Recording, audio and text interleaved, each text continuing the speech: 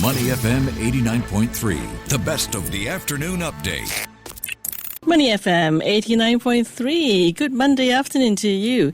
Now, according to a recent survey by Lloyds Bank, the largest retail and commercial financial services provider in the UK, British businesses are showing more optimism for the first time in 7 months in February. The Lloyds Bank Business Barometer rose to 49% from 37% in January, the largest increase since late 2020. Many businesses are taking a brighter view on the economy and ramping up their hiring plans. The rise in confidence suggests that firms are coping with higher costs and uncertainty. Today, we're looking at the investment trends in the UK's commercial real estate market, which segments within the market are expected to deliver robust returns and why. How are Singapore-based funds approaching UK investments? What are the key concerns for real estates from the Trump administration's tariff increases? James Young, Head of Investor Services for APAC and Europe, Middle East and Africa at Cushman Wakefield, joins us on the line to tell us more. James, great to have you with us this afternoon. Lindley, lovely to speak with you. Now, let's start with the big picture, James. Over the past year, we've seen a lot of economic shifts from rising interest rates to global inflation. How has the UK commercial real estate market been holding up? Well, I think like any market across the globe, the last 24 months or so have seen a period of dislocation because when you come out of COVID and everything that's happened with inflation, you tend to see markets react from a real estate perspective to that. The higher interest rates are not a friend of the real estate market. Mm-hmm. And so when you factor in those high interest rates, then generally that means that real estate investors across the globe have been more reticent about deploying capital into the markets. So we've seen a significant reduction in global investment volumes, probably just more than half what it would be in a normal year. So that's no different in the UK from how it would be in any other market, how it has been in any other market across the globe.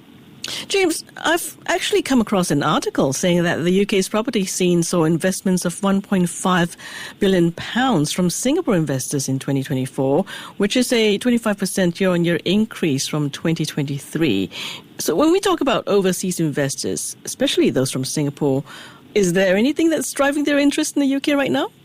Well, I think you have to look at that 2024 number in relation to 2023, which was a particularly low level. So, yes, there was a significant investment in real estate last year. A lot of that was through one particularly large transaction that was undertaken by Mapletree into student housing. But I think if you look at it across those 24 months, as I said, I would say the volumes obviously that have been down significantly. Now, Singaporean investors are, I think, particularly astute. They look at the market very carefully, and I think that the vast majority of them are studying the UK very closely at the moment.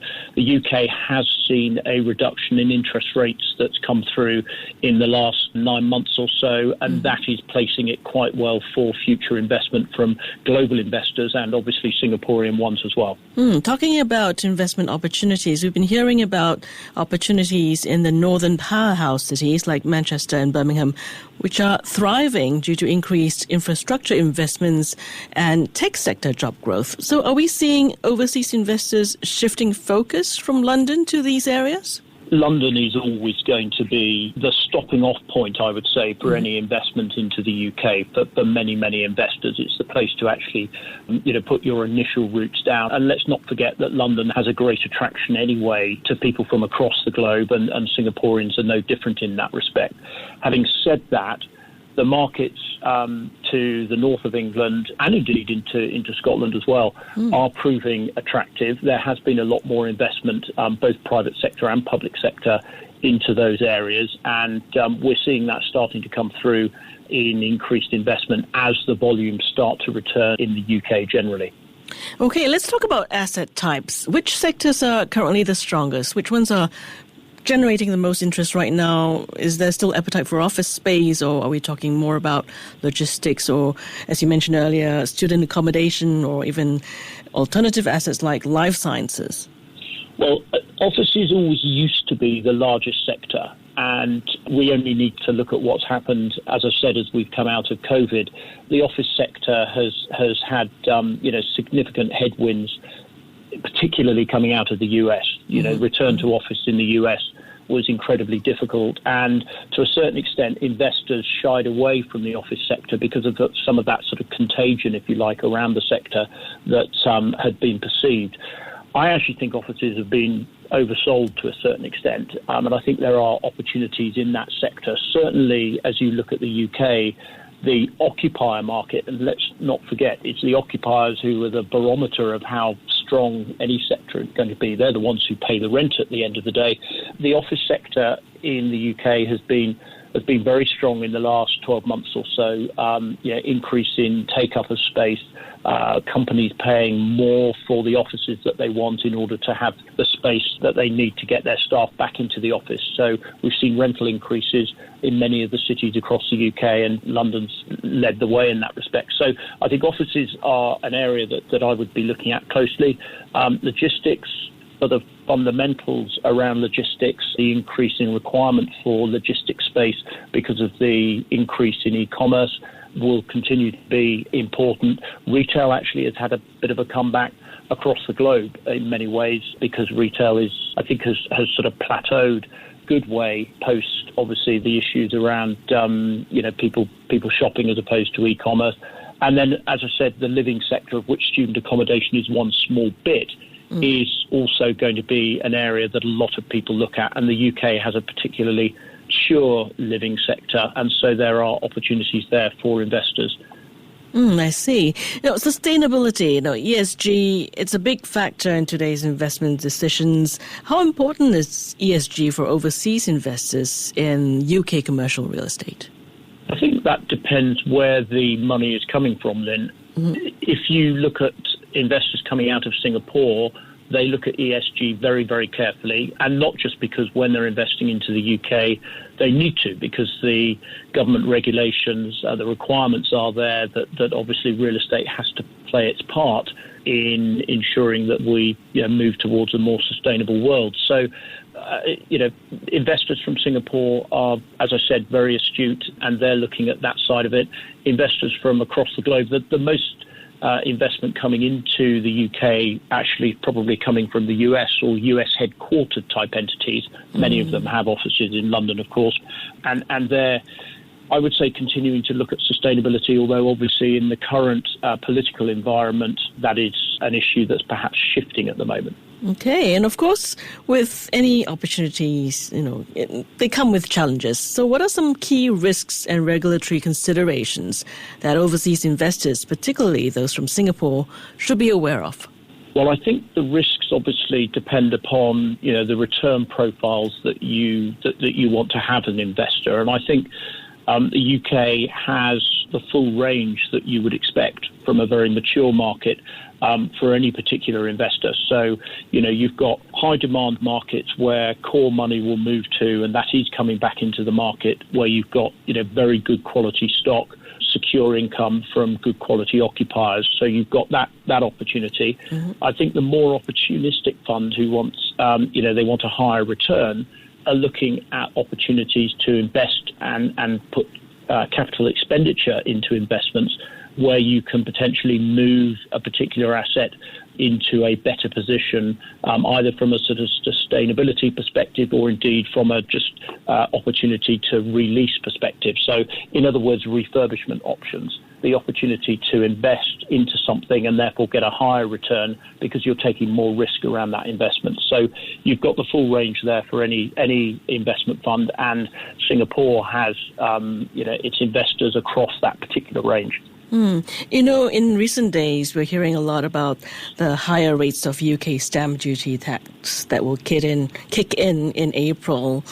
In comparison to Singapore's stamp duty, what can we expect in terms of UK stamp duty for foreign buyers? And how will the latest, rate change affect foreign buyers? Certainly in the residential market, with changes due to come in the new tax year in April, we have seen an increase in activity up until that point as certain buyers seek to actually complete their purchases before that date.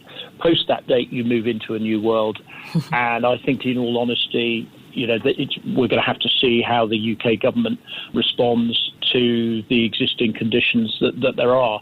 I think stamp duty is something in any particular market that you go into. In my experience, investors know what that is. What they really want is just an understanding of where the market is and that it's not going to change significantly when they're looking to actually either trade in or trade out of assets. So my one hope for stamp duty going forward, whether it's in the UK, frankly, or in any market, including Singapore, it would be for something that's relatively stable and isn't going to wildly fluctuate.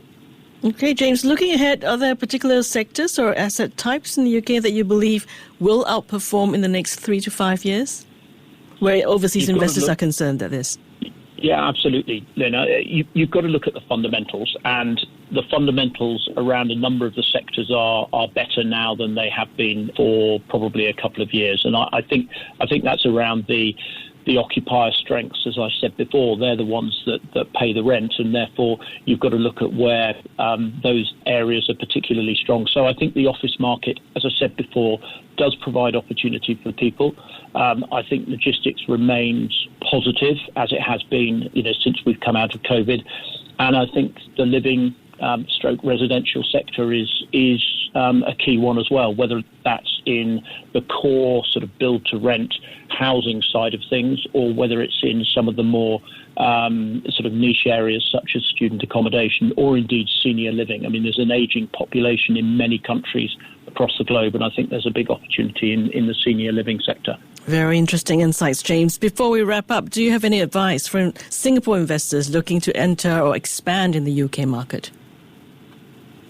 Well, I would say that the important thing is obviously to study the market closely. There's plenty of available information there. Get some professional advice, and obviously, you go in with your eyes open. But I think if you look at the UK, it is a very mature market, and one where certainly trading in and trading out is generally much easier than it can be in other markets across the globe. So I'd encourage people to look closely. Thank you so very much, James, for sharing with our listeners what to consider when navigating the UK's commercial real estate landscape.